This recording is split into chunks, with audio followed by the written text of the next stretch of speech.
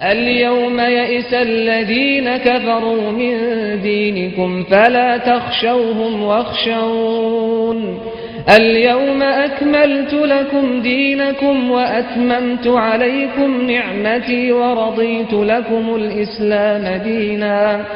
بسم الله الرحمن الرحيم. الحمد لله رب العالمين وصلى الله على محمد وآله الطاهرين ولعنة الله على أعدائهم أجمعين. وقال سبحانه وتعالى هو الذي بعث في الأميين رسولا منهم يتلو عليهم آياته ويزكيهم ويعلمهم الكتاب والحكمة وإن كانوا من قبل لفي ضلال مبين. موضوع گفتگو رسول اللہ صلی اللہ علیہ وسلم کے معجزات. البتہ بعض معجزات کا تعلق ولادت اور ولادت کے فوراً بعد سے ہے، اور بعض معجزات ممکن ہے کسی کے ذہن میں آئے کہ اعلان نبوت اور دعوی نبوت کے ساتھ نہیں ہے بلکہ اصحاب کے درمیان ہے. تو یاد رکھیں وہ بھی معجزات ہیں، نہ فقط مجازی اعتبار سے بلکہ حقیقی اعتبار سے، کیونکہ اس وقت دعوی نبوت رسول اللہ صلی اللہ علیہ وسلم عام تھا، اور بعض لوگ ایمان لائے تھے، بعض لوگ ایمان نہیں لائے تھے. لہذا اس دوران جب بھی آپ نے کوئی معجزہ دکھایا تو وہ شرائط کے ساتھ یعنی دعوی نبوت کے ساتھ تھا. لوگ اس کو دیکھ کے ایمان بھی لاتے تھے، اور بعض وہ لوگ بھی تھے جو دیکھنے کے بعد ایمان نہیں لاتے تھے. انہی معجزات میں سے ایک معجزہ جنگ تبوک میں ایک وقت ایسا بھی آیا کہ کھانے کے لیے کچھ نہیں تھا، فقط 10 خرمے یعنی 10 کھجوریں بچی تھیں.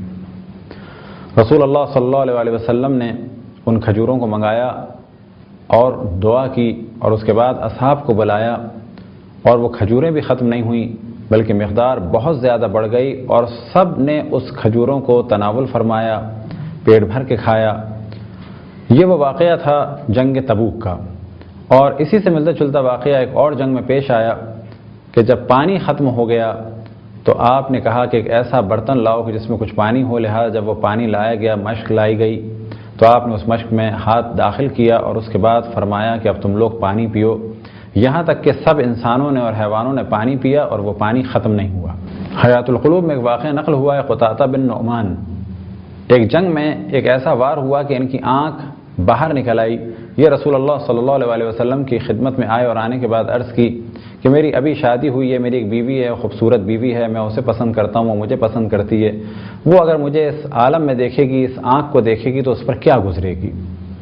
تو آپ نے اس شخص کو قریب بلایا، اور بلانے کے بعد آپ نے جناب قطعہ بن نعمان کو قریب بلایا، اور بلانے کے بعد دعا کی اور اپنے ہاتھ سے ان کی آنکھوں کو ان کے حلقے میں رکھ دیا، اور وہ آنکھ بالکل صحیح ہو گئی، اور آخر عمر تک اس آنکھ سے وہ بالکل صحیح دیکھتے تھے. اور بعض جگہ یہ بھی نقل ہوا کہ دوسری آنکھ میں تو کبھی کبھی درد ہو بھی جاتا تھا، لیکن وہ آنکھ کہ جو رسول اللہ صلی اللہ علیہ وسلم کے معجزے کے ذریعے سے صحیح ہوئی، وہ ہمیشہ صحیح رہی. جنگ بدر میں چند اصحاب رسول اللہ زخمی ہوئے. ان میں سے ایک تھے معاذ بن افرا. ان کے ہاتھ پہ ایک ضربت لگی جو ابو جہل نے ماری تھی، اور اس کی وجہ سے ہاتھ معلق ہو گیا. جب یہ رسول اللہ صلی اللہ علیہ وسلم کی خدمت میں آئے، ہاتھ کٹ چکا تھا، تو آپ نے لعاب دہن کے ذریعے سے ان کے ہاتھوں کو جوڑا، اور اس طرح سے وہ دوبارہ جسم کا حصہ بن گئے اور جڑ گئے کہ کوئی اندازہ بھی نہیں لگا سکتا تھا کہ یہاں کبھی کوئی زخم بھی تھا. اور اسی طرح سے جب عامر بن معاص کی ٹانگ پر حملہ ہوا اور زخمی ہوئی تو آپ نے وہاں بھی لعاب دہن لگایا اور وہ ٹانگ صحیح ہو گئی. ایک روایت میں نقل ہوا کہ رسول اللہ صلی اللہ علیہ وسلم قبر مطہر حضرت عبداللہ یعنی اپنے والد ماجد کی قبر مطہر پہ گئے، 2 رکعت نماز پڑھی اور اللہ سبحانہ و تعالیٰ سے دعا کی. قبر شگافتہ ہوئی اور جناب عبداللہ ظاہر ہوئے، اور انہوں نے گواہی دی اللہ سبحانہ و تعالیٰ کی وحدانیت کی، اشہد ان لا الہ الا اللہ و اشہد انک رسول اللہ، اور میں گواہی دیتا ہوں کہ تم اللہ کے رسول ہو. آپ نے سوال کیا ومن ولیوں کا، تمہارا ولی، آپ کا ولی کون ہے؟ تو انہوں نے جواب دیا اور سوال کیا رسول اللہ صلی اللہ علیہ وسلم سے ومن ولیوں کا، تمہارا ولی کون ہے؟ تو آپ نے جواب دیا میرا ولی علی ہے. تو پھر آپ نے کہا کہ بس میرا ولی بھی علی ہے. اور عیناً یہی واقعہ حضرت آمنہ بنت وہب سلام اللہ علیہ کی قبر مطہر پر ہوا۔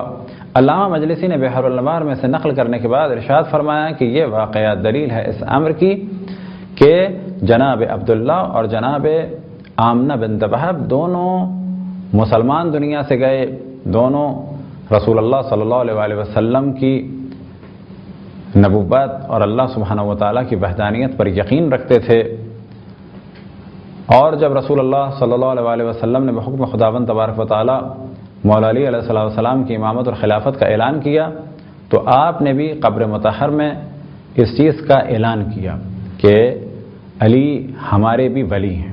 جناب فاطمہ بنت اسد کے گھر میں ایک کھجور کا درخت تھا، وہ فرماتی ہیں کہ وہ خشک ہو چکا تھا، بیکار ہو چکا تھا، فقط ایک تنے کی صورت میں تھا۔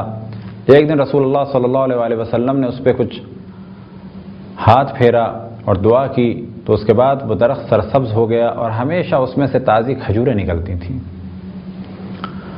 اور ہر صبح اور دن کے مختلف ایام میں جب کھجوریں گرتی تھیں تو میں ان کو اٹھاتی تھی اور وہ کھجوریں رسول اللہ صلی اللہ علیہ وسلم باہر گلی میں بچوں کو دے دیتے تھے۔ ایک دن کچھ کھجوریں نہیں گریں تو میں نے کیا دیکھا، رسول اللہ صلی اللہ علیہ وسلم نے مجھ سے سوال کیا تو میں نے جواب دیا کھجوریں نہیں گریں، تو پھر میں نے کیا دیکھا کہ آپ کھجور کے درخت کے پاس گئے اور کچھ اس سے کہا تو وہ درخت جھکتا چلا آیا۔ جناب فاطمہ بنت اسد فرماتی ہیں کہ جب یہ میں نے دیکھا کہ درخت جھکا اور آپ نے ان کھجوروں کو توڑا تو اس منظر کو دیکھ کے میں نے اللہ سبحانہ و تعالیٰ سے دعا کی کہ یا اللہ تو مجھے ایک ایسا فرزند عطا فرما کہ جو اس کا بھائی ہو اور اس کی شباہت اس میں ہو۔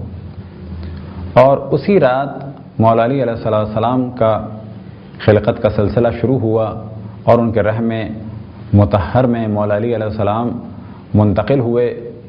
ایک وقت آیا کہ مولا علی علیہ السلام نے دنیا میں قدم رکھا، ان کی ولادت ہوئی اور رسول اللہ صلی اللہ علیہ وسلم کے وہ بھائی وسیع اور ان کے جانشین اور وزیر ہوئے۔ معجزات رسول اللہ صلی اللہ علیہ وسلم میں سے ایک معجزہ جب جنگ بدر عروج پہ تھی تو ایک جانب تو اللہ سبحانہ و تعالیٰ کی جانب سے ملائکہ کا نزول ہوا تو دوسری جانب سے رسول اللہ صلی اللہ علیہ وسلم نے اپنے معجزات ظاہر کیے، اور ان معجزات میں سے ایک معجزہ کہ آپ نے چند سنگریزے اور مٹی لی اور دشمنوں کی جانب پھینکی اور ایک ایسا طوفان آیا اور آندھی آئی کہ جس کے بعد وہ کچھ دیکھ نہیں پا رہے تھے، یہاں تک کہ مسلمانوں نے ان پر حملہ کیا اور غلبہ پایا۔ یہ تھے چند معجزات، اور انشاءاللہ کچھ معجزات اگلی نشست میں بیان کیے جائیں گے۔ خداوند تبارک و تعالیٰ سے دعا ہے کہ بحق محمد وآل محمد ہمیں اپنے رسول، اپنی حجتوں، خصوصاً امام زمان علیہ السلام کی معرفت اور اطاعت کی توفیق عطا فرمائے۔ وصلی اللہ علی محمد وآلہ الطاہرین۔